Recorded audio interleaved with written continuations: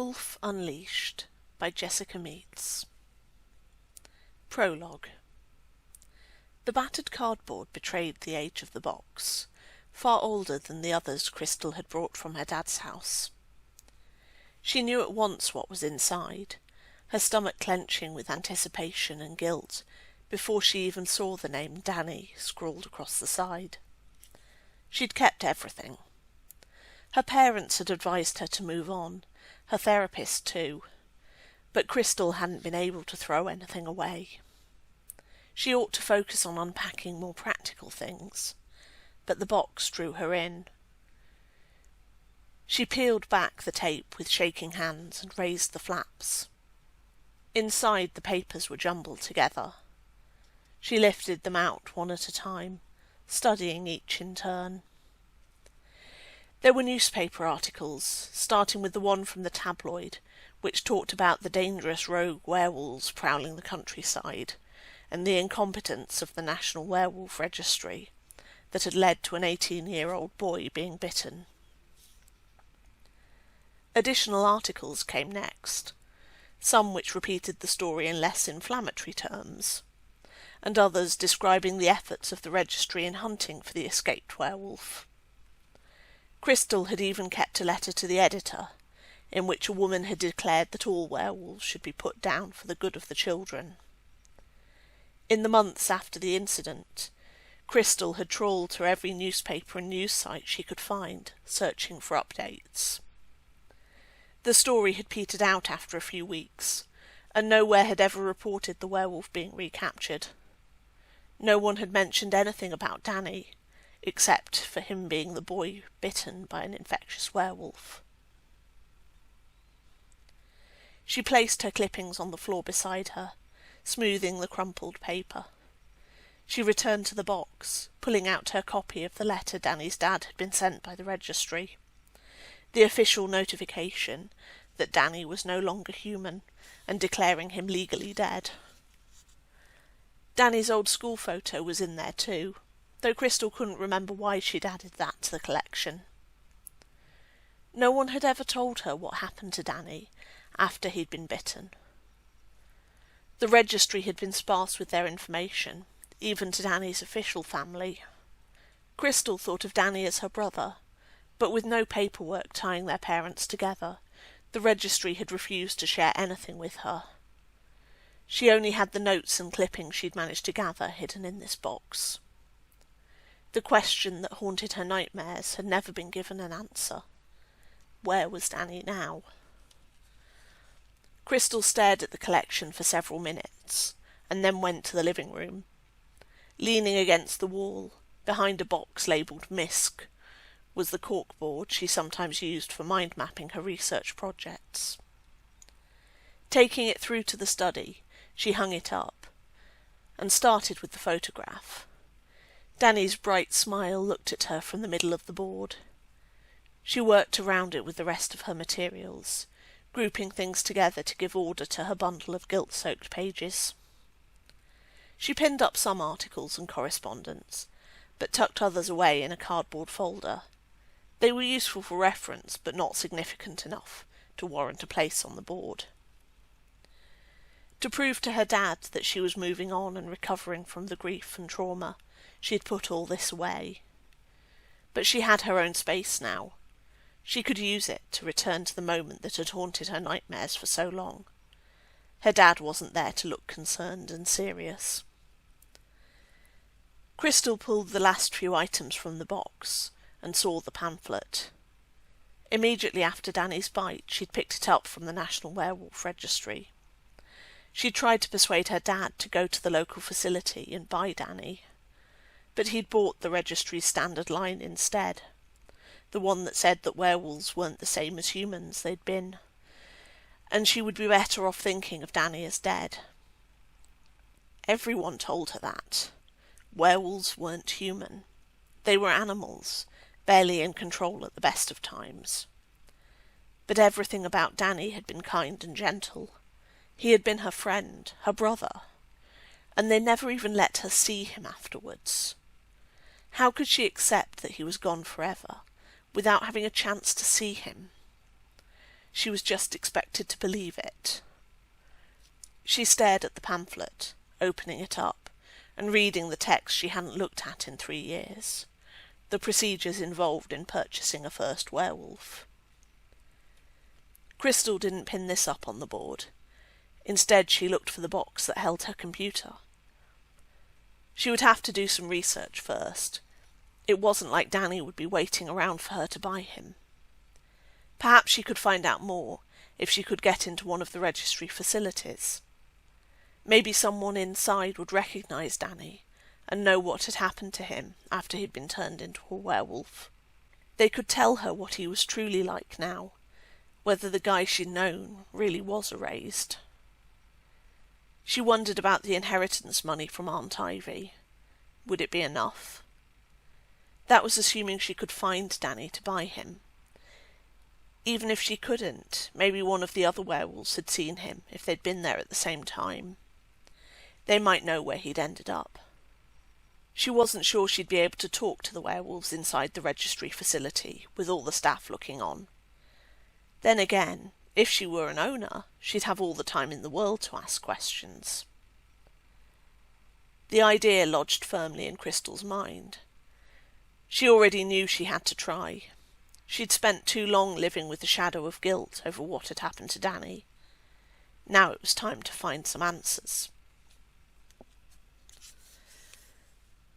Chapter 1. The muzzle was a new addition to Thomas's restraints. The shaped metal fitted over his mouth and jaw, with only one small hole in its smooth surface to ensure he could breathe and to let them plug in the tube for the feeding solution. Apparently solid food was a privilege he no longer deserved. They fed him a liquid that looked like pond water and tasted little better. The muzzle, held onto his head by straps, was just a little too tight. It wasn't particularly painful compared to previous punishments, but it was a low-grade discomfort he couldn't escape. His arms were cuffed behind him since he'd attacked that guard. Thomas had broken 3 of the guy's fingers and clawed open his wrist. He wished he could have done the same to the other hand, so the man would be incapable of activating a shock collar ever again. Even the constant ache in his shoulders and cramp in his arms couldn't make him regret his actions. He shifted position in his small cell. Shackles around his ankles limited the movement of his legs. He longed to run, to really move, to work out his limbs, but he knew that was unlikely to ever happen again. Freedom of movement was another privilege his disobedience had cost him. Thomas could hear the movements of other werewolves shifting in their own cells, but no talking. Werewolves weren't encouraged to talk unless asked a direct question, and most weren't as prone to acts of pointless rebellion as Thomas. He wasn't sure how many were in this part of the facility, perhaps 24. He couldn't see into the other cells, just a patch of corridor beyond the transparent door, which allowed prospective buyers to observe their potential purchases from a point of safety. The door wasn't glass, but something stronger, a material that even werewolf strength couldn't break. Thomas had tried often enough. He heard a door opening. It wasn't time for feeding or patrol. It was unlikely to be a random inspection, and guards generally waited until night to sample the merchandise. Not that they tried with Thomas. Even the densest guards preferred to rape a werewolf who wasn't likely to claw their eyes out for the attempt. The new arrival had to be a potential buyer.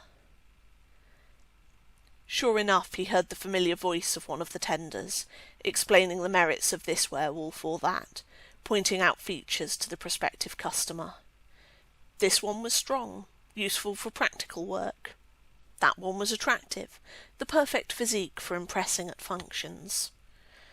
This one was experienced in personal care, a skilled masseuse and ideal for a personal pet.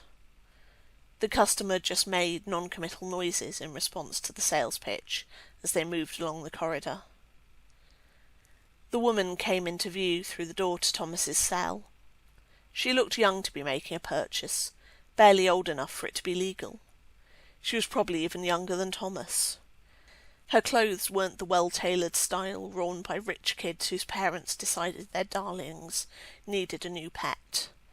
She wore a faded t-shirt and jeans, not in an expensively artistic way, but in a way caused by considerable wear. She was black, a little chubby, with a mess of dark curls against her head. She wasn't the sort of person who normally came to buy a werewolf. Maybe she was buying for a business. Some companies bought werewolves rather than hired humans, especially for dangerous or demanding physical work. Thomas didn't know much about that sort of work. Companies didn't care about replacing werewolves frequently to demonstrate their wealth, and the survival rate meant that few came back to the facility after being sold. Thomas wasn't sure whether being worked to death in a mine would be preferable to being paraded around as a personal pet. However, the woman didn't fit the profile for corporate buyers either. She didn't have the suit or the calculating gaze. She stopped on the other side of the door, looking at Thomas with the same curiosity with which he was looking at her. "Is he infectious? I thought the infectious ones weren't for general sale." Only a small percentage of werewolves were capable of turning humans through the bite. Thomas had seen what was done to those who could pass on the infection, and he was glad he wasn't part of that group. "No, it's not infectious, but that hasn't stopped it from trying to bite people," the tender said. He tried to urge the woman back to the cell before, pointing out the excellent physique of that werewolf. The woman just stood there, staring at Thomas. He hoped his pride was visible, despite the muzzle blocking half his face. "Are these the only ones?" the woman asked. She glanced further down the corridor. The tender answered, "In this age group, yes, but there might be some at the lower end of the next category that would suit you." Is there an opportunity for talking to one of them alone, just to see how they respond?" She wasn't looking at the tender as she spoke. From the way her eyes darted around, she was probably lying. Thomas wondered if she planned on doing some merchandise sampling of her own. "We can't allow that for security, I'm afraid, but all our werewolves receive extensive training. If you want a particularly docile werewolf..." The tender tried to urge the woman away, talking about how one of the others was a real prize, always kept for a long time by owners, and only just returned to the facility for resale. The woman didn't seem interested. "Which one spent the most time in the facility?" she asked. Thomas knew the answer to that even before the tender pointed to him. It was a strange question. Most owners wanted the werewolves who'd spent the least time here, who practiced perfect obedience to avoid the ever-present threat of retraining. "I'll buy this one," the woman declared. "Ma'am," the tender said, "we really wouldn't recommend this one for a first-time buyer. It would require a lot of discipline, a great deal of training to rid it of its violent impulses." "I'll handle it. I'll take this one."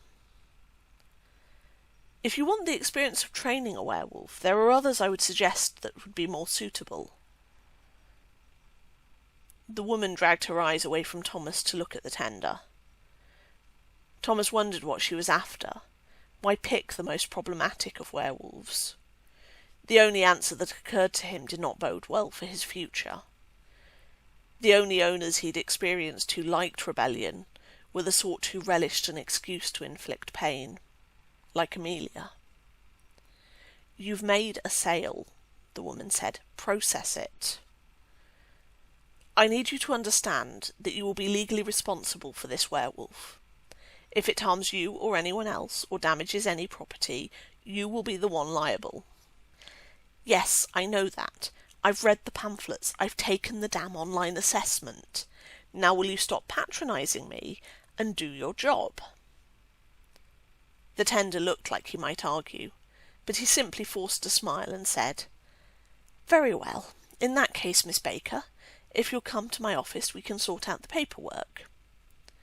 He led the woman off to sign all the bits of paper that would declare Thomas to be the property of someone new. Thomas leaned back against the wall of his cell, hands pressed awkwardly behind him. He wondered what his new owner would be like. Would she prefer whips or the collar? Probably the collar, since she didn't look like someone with a great deal of physical strength. Or she might come up with more imaginative punishments. Human creativity never failed to astonish him, as they invented new ways to inflict pain.